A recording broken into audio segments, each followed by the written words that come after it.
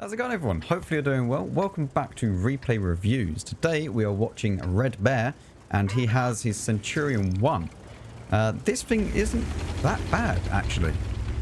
He's using Turbo, which I'd probably agree with, V-Stab and then Rammer. The kind of default loadout. And let's make this slightly bigger. There we go. So yeah, a decent loadout. Jesus. I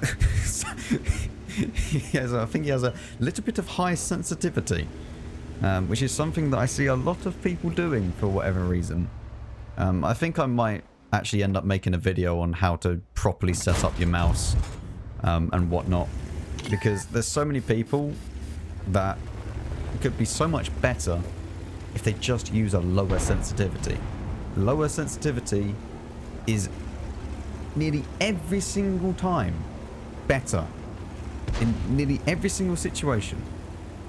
Even for water tanks, it works in, you know, like Twitch FPS shooters. It works in anything really. The only time that it might be a little bit annoying is if you're in, say, something like okay, auto aim god. If you're in something like a top-down, like League of Legends or something, like, then maybe a bit faster sensitivity will be a little bit better, because then you can actually, you know, move around the map a little bit better and stuff like that. But most of the time, even for League of Legends, you could use a low sense and be absolutely fine. So it's just something that you should have. Like, lower sense is better, and it takes a little bit of getting used to, but once you do, it's 10 times easier to aim. So, he's on steps. His whole team has gone to the right-hand side, or the western side of the map. And, yeah. He's alone. I mean, the Super Chaff, he's probably going to start capping to try and put a little bit of pressure on people to bring him in. But he should probably just ignore that altogether. The problem with this map is you can get capped out pretty easily. And that's my biggest kind of issue with this map, is that can actually happen. The best place for you to be right now is actually not sitting here, not sitting around here. Just go and sit right here. Because from right here, you can go and spot the hill if they fire. And also, if anyone pushes up to this bit, you get the spot, and then they're not going to peek this and take... Well, they shouldn't peek it. Let's be honest. I was about to say they shouldn't peek this and then get it done, you know, take no damage for peeking this because you've got people at the back, but they'll probably miss everything. So, you know, relying on your team is always good. But yeah, you could go to the position in front and just farm people. You get the spotting. There's probably not too many people over this side of the map. And this is the way I hate it. Like, I just don't like encounter on most maps. It's okay on some. For example, Red Shear is fine to a certain degree. But look, they've got 3 people in the cap. It doesn't... Like, why? Why? I hate people that cap in encounter. You are not gaining anything out of the game. Like, why do people want to win this badly by capping? Because it makes no sense, right? And here's why. Why would you cap when you could just do damage and get more XP even if you lost? Like, it just doesn't make sense. So that's why I hate it, because there's always people that will go straight to the cap and then just ruin the game for everyone else who wants to actually play the game, which is why I turn encounter and assault off. But hopefully you should be able to deal with them.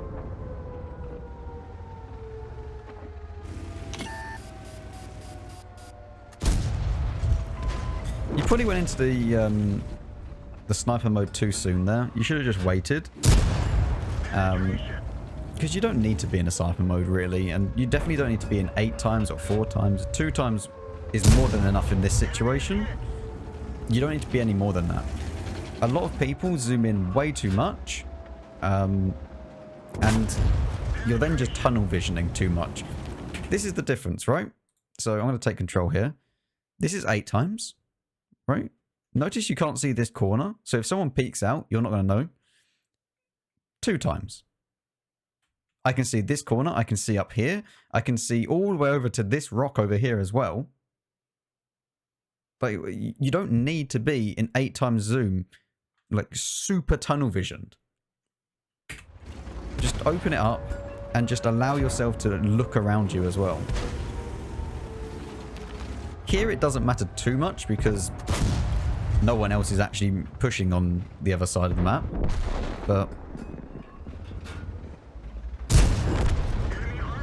it's important to use 2 times. Also in the settings, you can go here, preferred sniper zoom level, set this to 2 times rather than last used, because then every single time that you go back into your sniper mode, it will reset back to 2 times. So it'll give you the widest field of view when you enter sniper mode, rather than being tunnel visioned again, looking at what you want to shoot. It's just nice. Like, it's a quality of life feature, right? And you just don't need 8 times zoom in this scenario. But you've taken over the cap now, so that's all okay. You've lost the other side by the looks of things. I was actually checking that I wasn't taking control of the camera then, but you just had auto aim on looking this way, which is fine.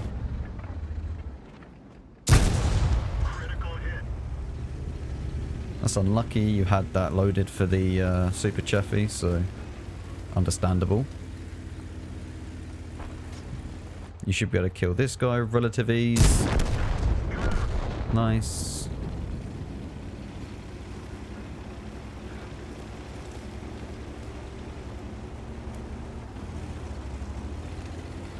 Capping, so you don't need to go in the cap.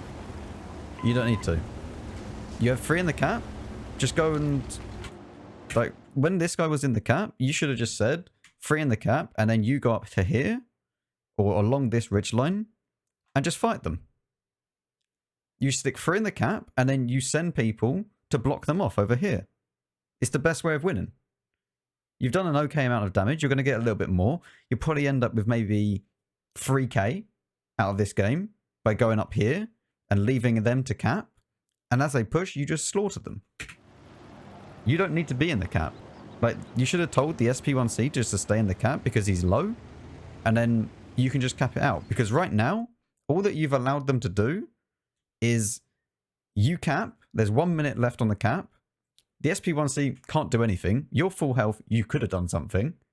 And you also have decent enough turret armor to actually work the ridgeline. This guy is, for all intents and purposes, AFK. I mean, I don't know. Why are you sending more people to the cap? Like, you only need 3. You can't have 4 in the cap. That's not how it works. You might as well put 3 in the cap, and they stay in the cap, and then you just protect those 3. Even if you went up and died to save them, like, it makes no difference. Like, the SP1C is being useless. The Stair Waffenträger is being useless. Like, you're actually throwing this at the moment. Why are you sitting in the cap? I mean, at this point in time, you should stay in the cap because you've now just sacrificed yourself to the cap rather than the SP1C. But all that's going to happen now is that they come over this ridgeline. They kill this guy. They then go and shoot once into one of you. And then you lose the cap. And then you've lost the game.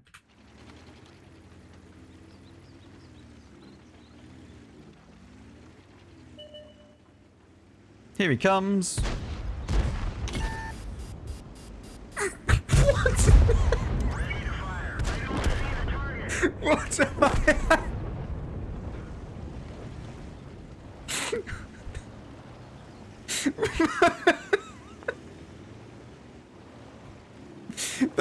that was the worst attempt at trying to decap a base I've ever seen. Hang on, did he just leave the cap? Wait a second, I'm rewinding. Oh, he had no points anyway, so that's fine. Oh, actually brought a tear to my eye. That was That was one of the worst attempts to decap the base I've ever seen. I didn't think he could fail, but he managed it. Here comes another one. What am I mean, they've decapped, but what am I watching?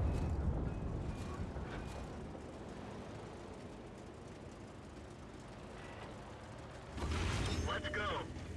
Oh, please don't do it again. No, he done it correctly. He stays up there, shoots the person, hides because you do not have shots and they have the higher ground, and now you have lost the game. Finally, the enemy team played correctly. We'll go back to your normal view now. I'd honestly track him.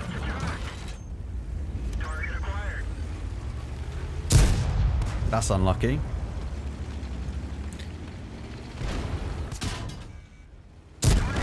It's a little bit risky to auto-aim there. But it is a 2v2 now. Now it's a 2v1. This guy's got too much health for you. Don't auto-aim at him. Yeah, there's not much you can really do here. Unfortunately, your track's gone. You don't have your repair kit. You just have to pray for a fire, but that's not going to happen. He reloads faster than you, so he can actually keep your tracks there. Right, let's go over that last little bit again, shall we? Okay, so the Borsig has just shot. You are now in the cap like this. You are aiming at the Borsig. It's the right thing to do. Probably what I would try and do is just track him if he was coming over. Your HE doesn't actually have enough pen to do that from that angle. I'd probably just try and track him up there. One, because he might try and shoot like he did. And if you track him, it's going to sway it way off. And if he doesn't have a repair kit, he's then stuck up there. So try and track him. Even if you do no damage, you can then allow the guard to have a shot at him. If he discovers that, yeah, look, he's looking that way anyway. So that's fine. Why are you auto-aiming here? You don't need to auto-aim. At this point, yes, I would be looking at the Borsig as well, but you don't need to auto-aim this. What you need to do is ignore this, because I wouldn't have seen this either. Like, this is only because I'm in free cam. But at the moment, you fire here, and you get quite unlucky because you hit the gun of the enemy tank. Or is that friendly tank? No, it's an enemy tank. It's just dead. But you don't need to auto-aim it. If you hadn't have auto-aimed this, you probably would have hit this. Because you definitely wouldn't have aimed at the gun. So, you'd have done that. The guard puts one in, I believe. Yeah, so the guard would now have killed this guy. You could then put one into the E25. The VK is on your tail, I know, but you put one into the E25 already, right now. And then this next one kills him. You would not be tracked at this point. I think you only get tracked because you ram him. Yes. I mean, you didn't need to ram him. You didn't need to go out. You had a lot of cover, actually, behind these wreckages.